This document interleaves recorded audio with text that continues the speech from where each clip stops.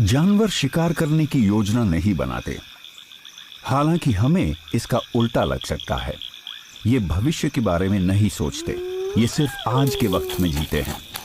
इसलिए ये खाने की तलाश नहीं कर सकते जब तक इनके सामने कोई शिकार नहीं आ जाता। भले ही ये आराम कर रहे हो, लेकिन शेरों का झुंड हमला करने के लिए तब तैयार हो जाता है जब उनके सामने कोई शिकार आता है। पर यह भी सच है कि हर शिकार के पीछे भागने का कोई फायदा भी नहीं। एक मादा गिनी सिर्फ एक छोटा सा निवाला है और उसमें पंखों के अलावा कुछ नहीं मिलेगा।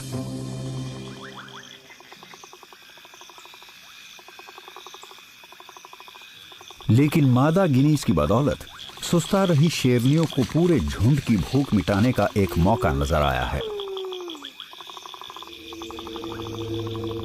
ज़ीब्रास एकदम सही दूरी पर हैं और उन्होंने अब तक अपने आसपास मौजूद खतरे को नहीं देखा है। शेरनियों को भूख लगी है और हवा का रुख भी उनकी ही तरफ है, इसलिए सही वक्त आने से पहले शिकार को उनकी गंध भी नहीं मिलेगी।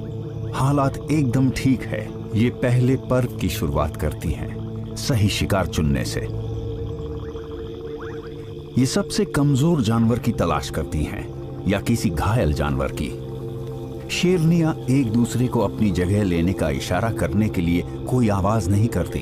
वो अपने अनुभव पर निर्भर करते हुए अपने आप आगे बढ़ती हैं। हर मौका आने पर यह झुंड सही या गलत जगह पर होता है। इस बार ये बड़े इलाके में फैलकर आराम कर रही थी और इनके बीच की दूरी की वजह से ज़ीब्रास पता नहीं लगा पाए कि वो शेरनियों की तरफ बढ़ रहे हैं।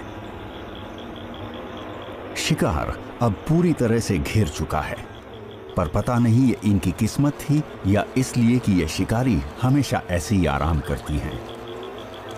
और अगर ऐसा है तो वो इसे कामयाबी समझने लगी हैं, पर उन्होंने इसकी कोई योजना नहीं बनाई थी।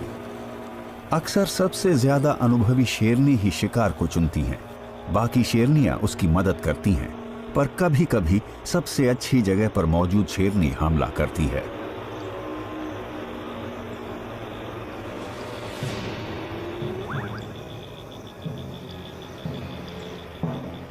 शिकारियों को अक्सर पैंतरा बदलना पड़ता है।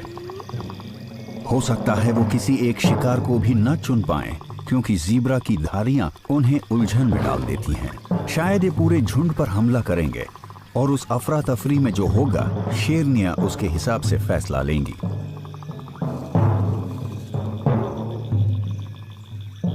ये वो शेरनी है जो हमले की शुरुआत करेगी। अब इसे सही पल का इंतजार करना होगा। जब इसका शिकार दूसरी दिशा में देख रहा हो या खाना खाने या खेलने के लिए उसका ध्यान भटक जाए, जिससे उसकी नजर शिकारी पर से हट जाएगी। सिर्फ कुछ सेकंड्स और।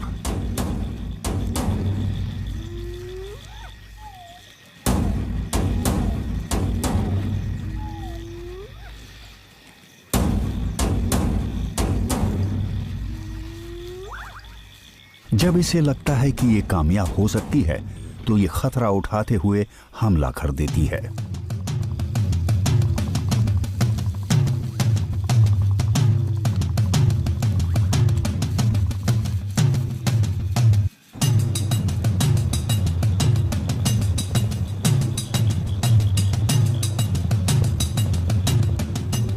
इस बार ज़ीब्रास इससे ज्यादा गलत दिशा में नहीं भाग सकते थे। वो हमलावर से जान बचाकर भागते हैं, लेकिन बाकी शेरनियां ठीक इनके बच निकलने के रास्ते के बीच में है। ज़ीब्रास रास्ते में ही रुक जाते हैं और उनके शिकारी भी। न शिकार और न ही शिकारी को पता है कि क्या करें। ये फैसला लेने के लिए एक दूसरे की प्रतिक्रिया का इंतजार करती हैं। वो सभी घबराए हुए हैं, लेकिन ये चौकन्ना रहने के अलावा कुछ और कर भी नहीं सकती। जिंदा बच निकलने में किस्मत का भी बहुत बड़ा हाथ होता है।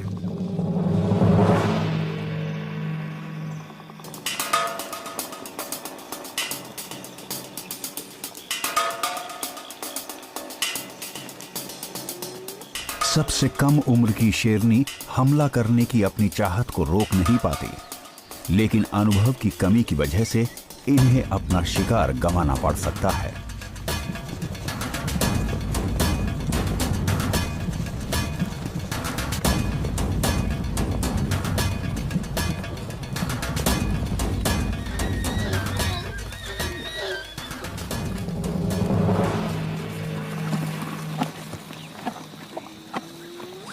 दिन में शिकार करने पर शेरों की कामयाबी की दर सिर्फ 20% है, क्योंकि ऐसे हालात में ऐसा बहुत कुछ हो सकता है जिससे शिकार उनके हाथ से निकल जाए।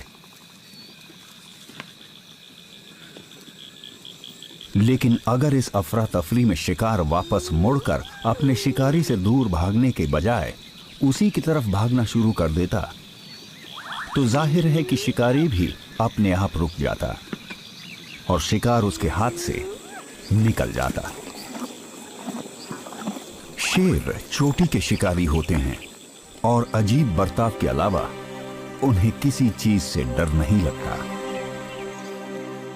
और अगर शिकार उनसे दूर ना भागे तो ये अजीब है। सभी जानवर किसी अजीब चीज या बर्ताव के होने से डर जाते हैं। इसीलिए लोग कहते हैं कि किसी शेर, शार्क या भेड़िए के हमला करने पर भागिए मत। न वहां से भागिए और न ही शिकारी को अपनी पीठ दिखाएं। किसी चीज को भागते हुए देखकर बहुत उत्तेजना होती है और खुद को रोक पाना मुश्किल हो जाता है।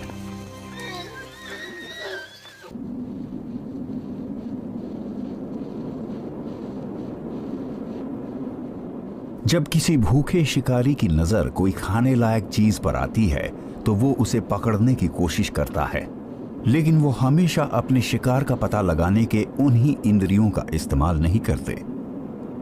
बहुत कुछ वहां के कुदरती माहौल पर भी निर्भर करता है।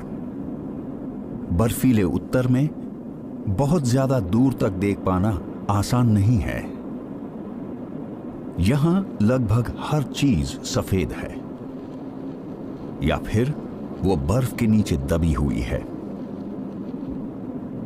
यहां सूंघने की काबिलियत सबसे ज्यादा कम आती है और उत्तर दिशा में बढ़ते हुए पोलर बेयर उसी का इस्तेमाल करते हैं, शायद अपने दिमाग में किसी सील की याद लिए। ये शब्दों में तो नहीं सोच सकता, पर इसका दिमाग अलग अलग आवाजों, गंध और आकृतियों को याद रख सकता है। अपनी सूंघने की काबिलियत से इसने पता लगा लिया है कि यहां पास ही लेमिंग्स हैं। ये उनके खोदने की आवाज भी सुन सकता है, पर उन्हें देख बिल्कुल नहीं सकता।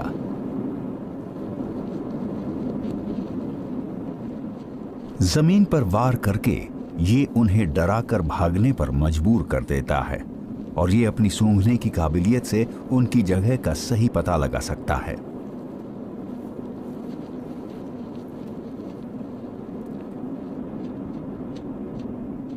लोमड़ियां भी पोलर बेयर्स जैसी खूबियों का इस्तेमाल करती हैं, पर उनसे बेहतर।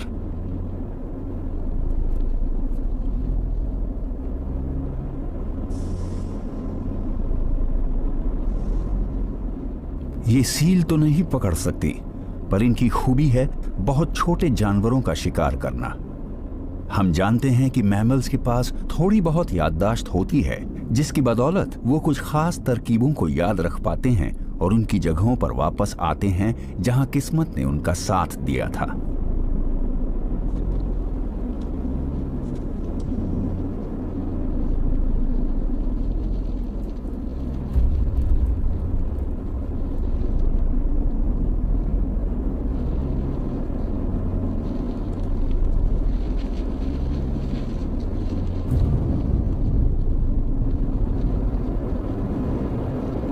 ये जानवर तब भी शिकार करता है जब ये भूखा नहीं होता। इसने एक ऐसा काम करना सीख लिया है जो सिर्फ ज्यादा विकसित समझ वाले जीव ही कर सकते हैं।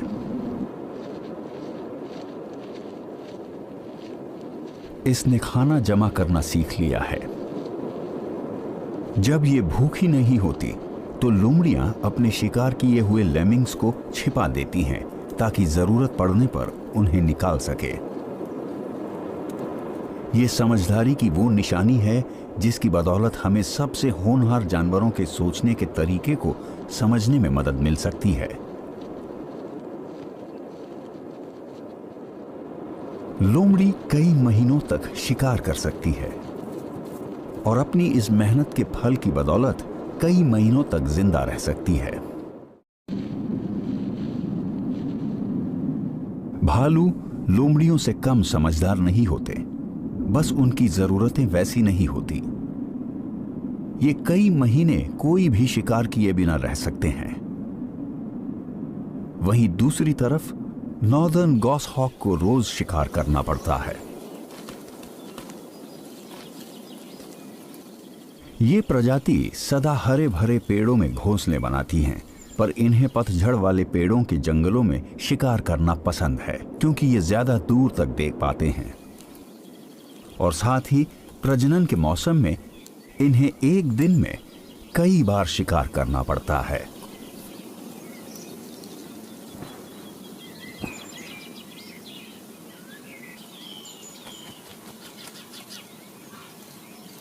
बच्चों का चिड़चिड़ापन अपने माता पिता को लगातार खाना ढूंढने के लिए मजबूर कर देता है। ये जिम्मेदारी का एहसास नहीं है जो इन्हें मजबूर करता है, बल्कि इनकी फितरत है। सही कहा जाए तो माँ बाप बनने से आया बदलाव माता पिता होने का एहसास पर सिर्फ एक फितरत ही है। समय के साथ वयस्क गॉसहॉक इसमें माहिर हो जाते हैं और हर बार अंडों से बच्चे निकलने पर और अच्छे माँ बाप बन जाते हैं। ये इस जोड़े का नर है और इस पर इन भावनाओं का बहुत गहरा असर हुआ है। ये घबराया हुआ है क्योंकि इसके बच्चे इसे परेशान कर देते हैं, मगर इसी वजह से ये किसी तरह का खतरा या शिकार को पता लगाने में माहिर हो गया है।